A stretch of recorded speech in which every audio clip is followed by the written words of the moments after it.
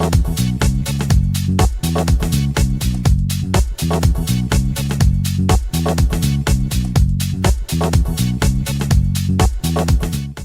right, welcome to Open Mic Talk Show and welcome to today's edition. What we have today is, before I tell you guys that's our topic, let's introduce our guest here today. Please tell the audience your name. Okay. Hello everyone, my name is Love Benedict. Yeah. I swear you already know Bola, the talkative, right? So there's no need to... I'm not a talkative. Don't listen to him. Do you believe Bola, that? Right? You think I'm a talkative? No. No, what? You sound like you're scared. Why? Am I? No, you're not. You are just in Canada. express your views a lot. Right? Yeah. You see, Thank you. I like this girl. You know why? She indirectly let you know that you're talkative, but you express your views by talking, right? That's what you're trying to do, right? That's twisting my words. See, he likes doing that a lot. That's exactly I'm not what you're trying to say. surprised. I like the way you put it. You're expressing your view. That's fine. Whatever. All right. Okay. So today's topic is international students in Canada. Yeah. You know, we have a lot of international students, especially we have a lot of Nigerians right here in Quebec, all over Canada, they're students. So we want to hear from one of them to tell us her experience, what does she think, what did she experience, how was her first day, time, minute, second in Canada. So tell us. Okay. Well, so far, so good. It has been a wonderful experience. And I came in on the 10th, on the 10th of August 2022. So it's almost 2 years now, right? Okay. And I came for my master's program in economics. Yeah. All right. And which school is that? At Concordia University. It's downtown Montreal. It's located in downtown Montreal. All right. Yeah. So how did you even get your admission in the first place? That's a good question. I would say that's a miracle. It was a miracle actually, because I wasn't really expecting. The university I wanted to go was University of Saskatchewan. I don't know how familiar you are with it, but Oh my God, that cold place. It was. I told you I like the cold. Right? Yeah, she was telling me how much she loves the snow. I'm like, is she normal? I know, right? But I did apply, and I didn't get admission into the University of Saskatchewan. And interestingly, Concordia University wasn't amongst my top choices of university to apply to. But as God would have it, my brother mentioned the university for me because he had attended, the university there. His degree, he did his master's degree there, so he suggested it to me. No, in Concordia University. Concordia, okay. Yes.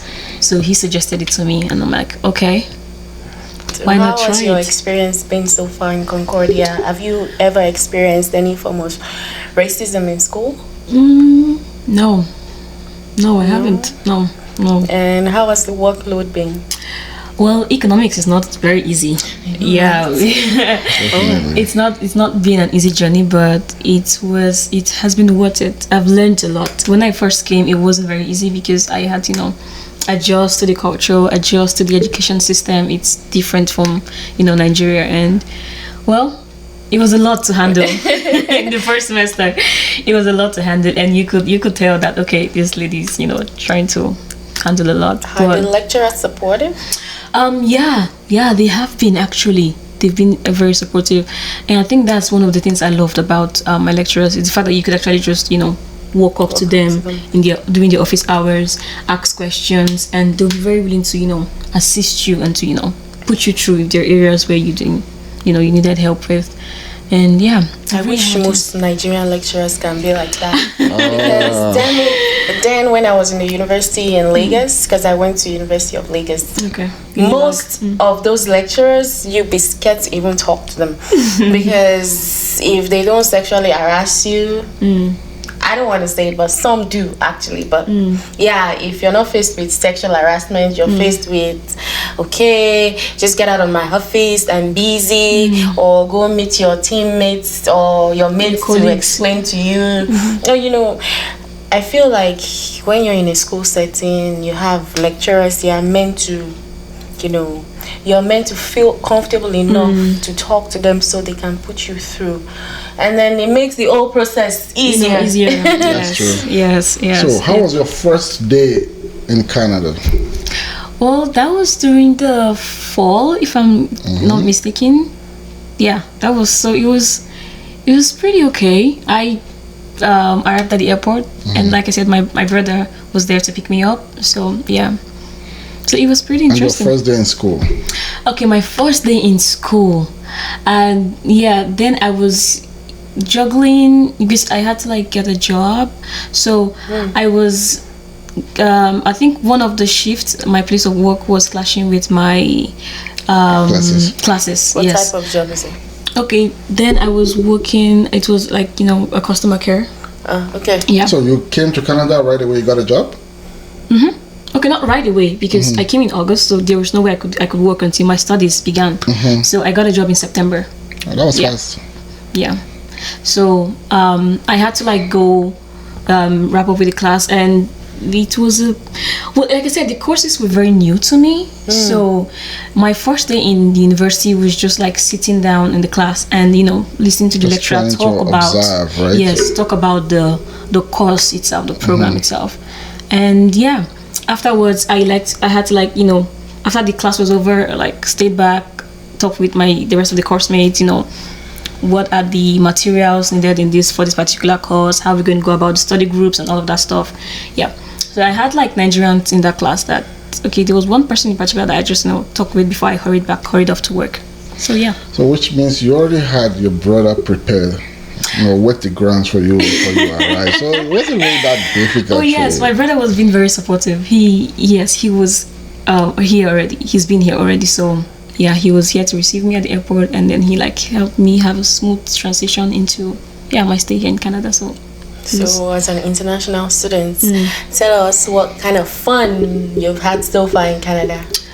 Okay, well, as an international student, fun is not as an international student and fun don't really go. I don't know how to explain that. Really? Yeah, because I have like a lot of work to do. I literally just said in my first semester I was trying to get a grasp of the courses I was handling, and it was not very easy because I was going from agricultural economics to pure economics. So I had a lot to learn and get adjusted to in the course. So like you're studying no time for play. Yes, I didn't have the time. I was just studying and going to church. I told you that was like my very very strong sense of community I had. And the rest of the time was used to study. I was trying to study as much as I could because it was like just 4 months and I had assignments, I had midterms to prepare for, so there was literally no time to do anything else except study. So it was crazy for study you, right? and work. It was intense. But right now it seems a bit relaxed, right? Oh yes, it's more relaxed Gotten now. used to it. It's a bit relaxed. I think this is my second winter here, so I've adjusted a bit to the weather and to the whole school process. I'm more familiar with how the education system works here. Yes. So now tell me, you've been to university in Nigeria and you're in university in Canada. So tell me the differences.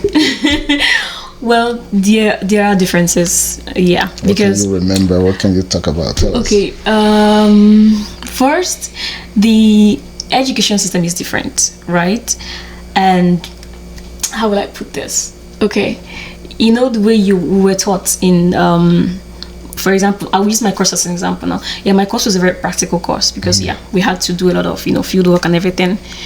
But in terms of, I think I know when I came here I had to do a lot of coding. I had to do a lot of coding and stuff in economics. Yes, that was interesting. Oh my God. That's why I say my university is pretty interesting. Coding. Yeah, we had to use MATLAB. I think in my first semester. Yeah, so I wasn't very familiar with all of that in Nigeria, and here it's pretty much a very common thing. It's like most people are already familiar with that. So Nigerian educational system has to be updated. That's the thing. Upgraded somehow. So it's like there's just a different level of, you can see that it's a difference in terms of technological knowledge and everything. So I had to adjust to that. and you adjust quickly to that. And then I believe you've been hearing about Canada this, Canada that, Canada this. So when you arrive Canada, based on what you've seen so far, so was it up to expectation? Overrated? Underrated? No, it's not overrated. It's not overrated. In my opinion, it's not overrated. What's your plan after school? That's an interesting question. Well, I have not yet decided exactly what it's going to be like. I'm still trusting God for direction in that aspect. He will put you through. I believe so. I believe so, because there's a lot to You consider. mentioned you're in school Right and now, you're yes. working. Yes. So you're in school, you are working. Where do you work and what do you do? Okay, I work in my university with the IT department. Yeah. So my school has a department called IITS. Yes, so what we basically do is ensure the smooth running of the classes, because most of our classes are digitalized, right? We have like the projectors, we have computers, and everything needs to run smoothly. Okay, so we need to be, when there is like a help in the class, the technicians that go to figure out what the problem is and see how to. So you're part of the technicians? Yes, I'm a technician at my university. That's nice. I don't understand how you're already a boss lady even before you graduated. That's what I want to be hearing. Lady in tech. A woman in tech. Sure, be proud of yourself. It has been a very interesting experience for me. I've learned a lot on the job. Yeah. So when are you going to be done with your studies? My program ends by this year. I should be convocating by the end of this year. And then you're still working in the university. So what's going to happen when you're done? You're still going to continue working? Yes, getting married? I want to hear that. Okay, like I said, I'm taking she doesn't know yet. I know. One day at a time. I'm just silly, don't mind me. No, but it's a good thing. One should, consider all of that. Yeah. One should consider all of that. Yeah. So what advice would you give future international students like you? Oh, yeah. I would say first have a dream. What is it that you want to achieve? And then trust God that those dreams would be achieved. Don't set a limit upon yourself that no one has placed on you. And don't let the country, anybody put that limit on you and say you cannot do this or this is impossible for you to do.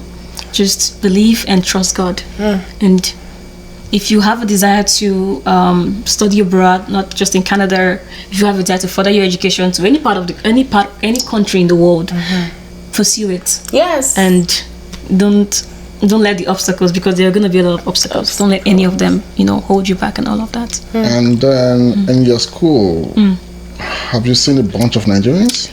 Yeah, I have Nigerian friends. I have most of my friends either Nigerians, Ghanaians, and then What other nationalities are really most common? My school is mixed. Yeah, I know. There's a lot of there's a mixture of a lot of people.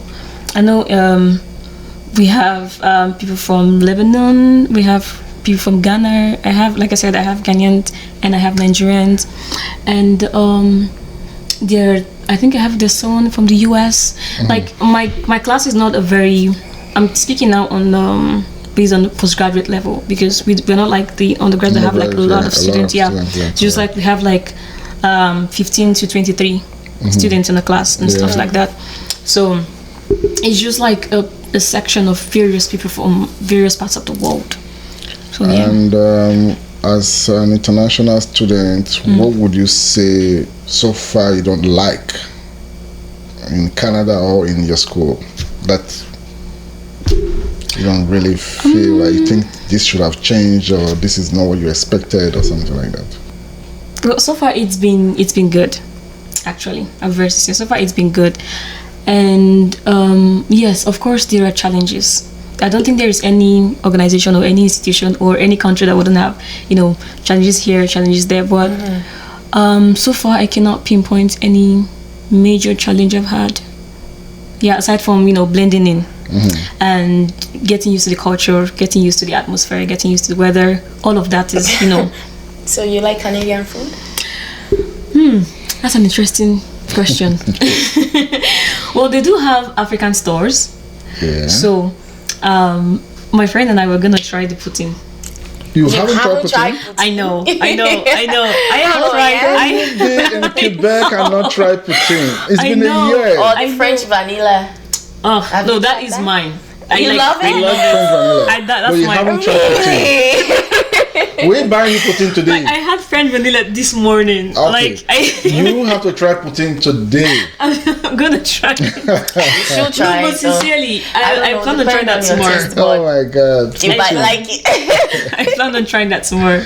I've seen it served, and my friend has been talking so much about it. He's been like, this is wonderful. This poutine is great. I'm like, okay, we're gonna try it tomorrow. Okay. So one last question. Yeah, sure. Now that you've experienced Canadian kind of education, right? If you had an opportunity and you were to go back to Nigeria, what would you change in the educational system? Okay. I think one would be the method of the teaching, right? I think most of the students are not learning because they want to learn. This is my opinion, right? It might just be that because yes, of course, exams have to be set, but I think what I would change, if possible, would be not change, but integrate, would be a practical way of teaching. Okay, which involves gets the students involved. Get them feel what they are doing, let them not just experience study what they're and learning. imagine instead of practicalizing it. Look, Right? I Yes, agree so with it's you. not I'm just a currently cramming, in yeah. school, and I wish I had the opportunity I'm having right now, like when I was not as old as I am right now. I mean, I figured out that back in Nigeria, we ain't really learning. Like, we don't know most of the things we're being taught. We're just cramming and writing exams. We're not really understanding, like, I mean, when they teach here, they just don't teach you 1 + 1 is 2. They tell you why 1 + 1 is 2. And you have to understand that reason why 1 + 1 is 2. So by the time you want to write your exam, you would understand that explanation that they are telling you that the reason 1 + 1 is 2 is so. Exams would come much more easier, and you won't feel like, oh my god, exam is coming, I must not fail, because they actually teach students to pass. Yeah. Right? In Nigeria, the lecturers are going to be telling you if you like fail, if you like pass, if you like. That's your problem. Do you understand? It's your problem. But here they help give you all the necessary materials, all the necessary support you need to actually succeed. So if you do not pass, then maybe you're not doing what you're supposed to do. I see.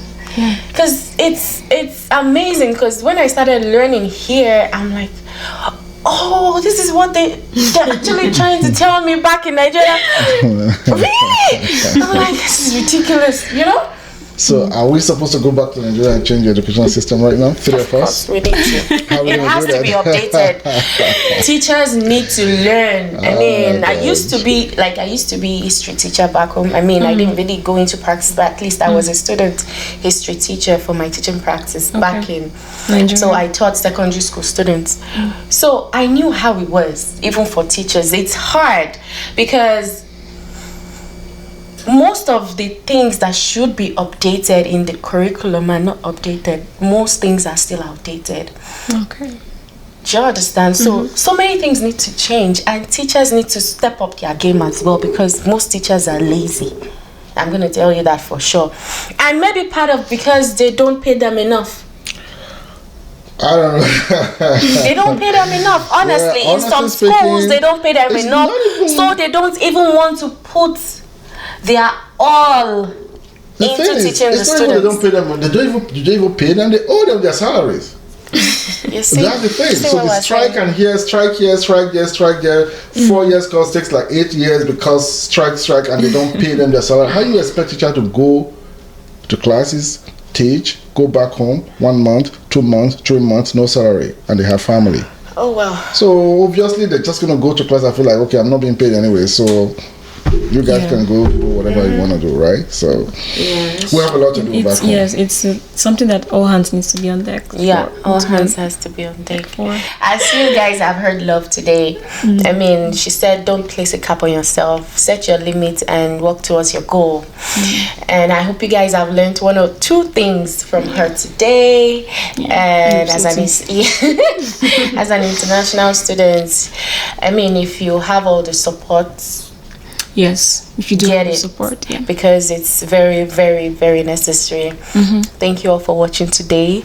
And I mean, our email is on your screen. If you have to contact us, continue to like, share, and subscribe to our videos. Have yourself a wonderful day. Thank you very much, love. Thank you so much for having me. Thank you. Thank you for coming.